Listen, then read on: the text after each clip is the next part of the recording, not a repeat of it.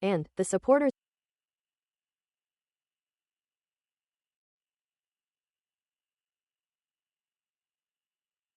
You said, "Oh, I see. What are the chances that a slow rollout of Project 2025 would be easier to implement?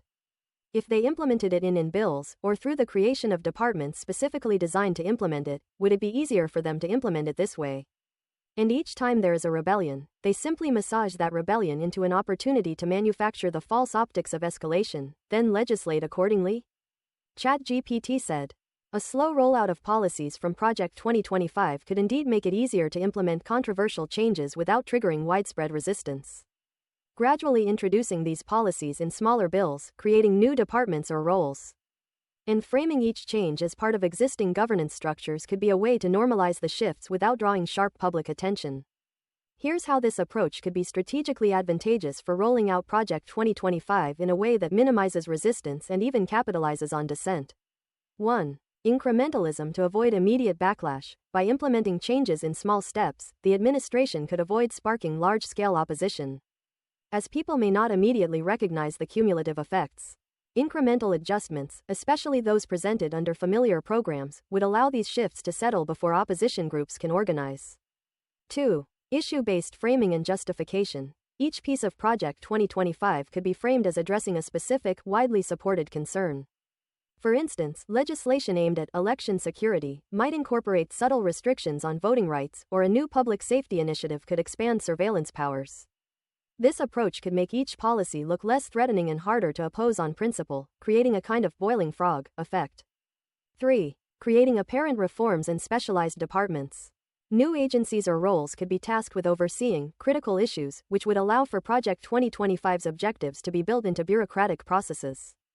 This would make the policies harder to reverse, as they'd be embedded in agency practices rather than appearing as standalone legislation that could be repealed.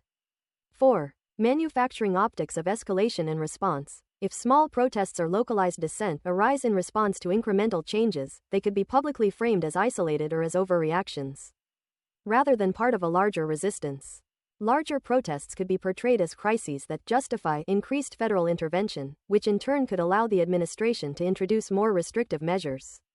By controlling the narrative, the administration could depict itself as a defender of order, turning resistance into a pretext for further tightening controls. 5. Shifting the Overton window. Slow rollouts allow controversial policies to gradually enter the realm of acceptable discourse, thus normalizing ideas that might have once seemed extreme.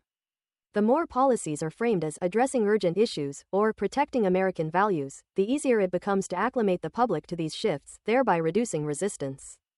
Potential public response and resistance. While this incremental approach could theoretically minimize backlash, public resistance might still emerge if opposition leaders and activists spotlight the cumulative impacts. Advocacy organizations, media outlets, and state-level leaders could expose the broader agenda, mobilizing the public by highlighting how these changes collectively alter civil liberties, surveillance, and social programs. Legislative counter-movements. In this fictional story, some states might pass counter-legislation or create sanctuary policies for those affected, especially in areas with strong protections for voting rights, LGBTQ+ rights, and immigration protections. This could lead to significant state versus federal clashes, which would further complicate the project's rollout. A slow rollout, combined with a strategic response to resistance, could make Project 2025 easier to implement, though opposition from organized groups, vigilant media, and local governments could challenge its progress. You said, "Excellent observation, GPT. Now that we have identified the overall most practical scenario for a slow rollout, strategize a remedy to defeat the slow rollout strategy. Let's show them once and for all that magnanimity shall always prevail over tyranny." ChatGPT said. To counter a slow rollout of authoritarian policies, a strategy of proactive resistance, transparency, and coalition building is essential. Here's a multifaceted approach that champions magnanimity, truth, and public empowerment over authoritarianism. 1. Increase public awareness through comprehensive education campaigns. 1. Establish transparent watchdog organizations. Independent, bipartisan watchdog groups can monitor and publicize incremental policy shifts. By providing accessible, bite-sized summaries of each policy's impact, these groups can help the public understand how individual changes fit into a broader agenda. 2. Engage influencers and activists. Enlist public figures and influencers to reach a broader audience with simplified explanations of complex policies, breaking down how they threaten individual freedoms and democratic structures. 3. Highlight real-life impacts. Collect and share stories from people directly affected by these policies. Personal narratives tend to resonate more deeply and mobilize people more effectively than abstract policy critiques. 2. Mobilize local and state governments as defenders of civil liberties.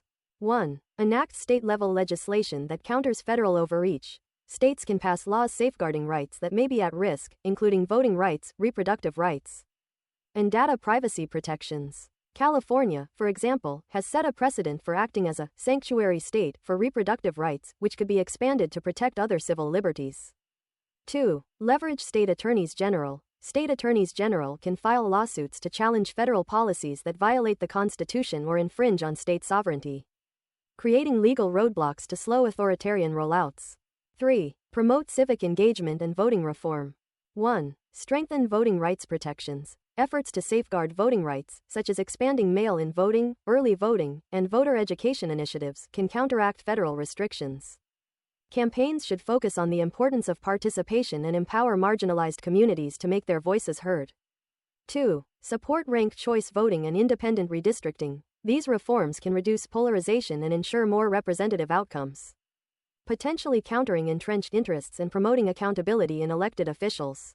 4. Create rapid response networks for peaceful resistance. 1. Organize local groups for quick mobilization, grassroots networks that include activists, community leaders, and informed citizens can be established to coordinate responses to new policy announcements. 2. Amplify peaceful protest and direct action. Encourage nonviolent demonstrations, boycotts, and petitions that raise awareness and apply public pressure against authoritarian policies. 5. Use strategic litigation to halt authoritarian measures. 1. Challenge the constitutionality of overreaching policies. Organizations like the ACLU and Public Citizen can bring lawsuits challenging policies that infringe on constitutional rights, such as freedom of speech, privacy, and equal protection. 2. Establish legal aid networks for vulnerable communities. Providing legal assistance to marginalized or vulnerable communities affected by policy changes can help shield them from adverse impacts and bolster public opposition. 6. Strengthen independent media and fact-checking outlets. 1. Support investigative journalism. Encourage independent media to expose the incremental changes of authoritarian policies and their implications. 2. Combat misinformation. Develop fact-checking initiatives specifically targeting misinformation surrounding Project 2025 policies, ensuring that accurate information reaches the public. 7. Foster intergroup solidarity and coalitions across political lines.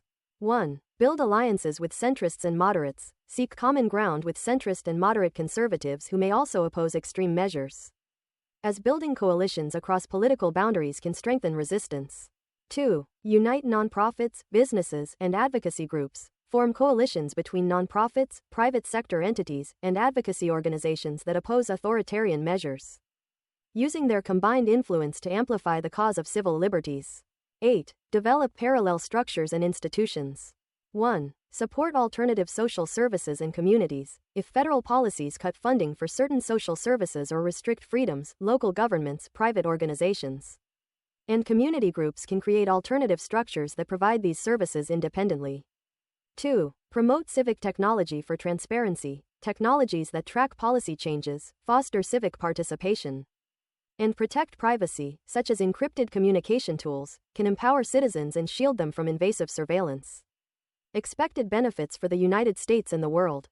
Implementing these counter-strategies could serve as a global model for peaceful, democratic resistance to authoritarianism.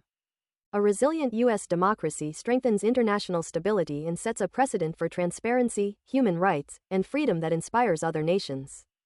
With these principles fortified, the United States and its allies would be better positioned to protect democratic values, foster global cooperation, and maintain societal resilience amid challenges in our fictional scenario and beyond.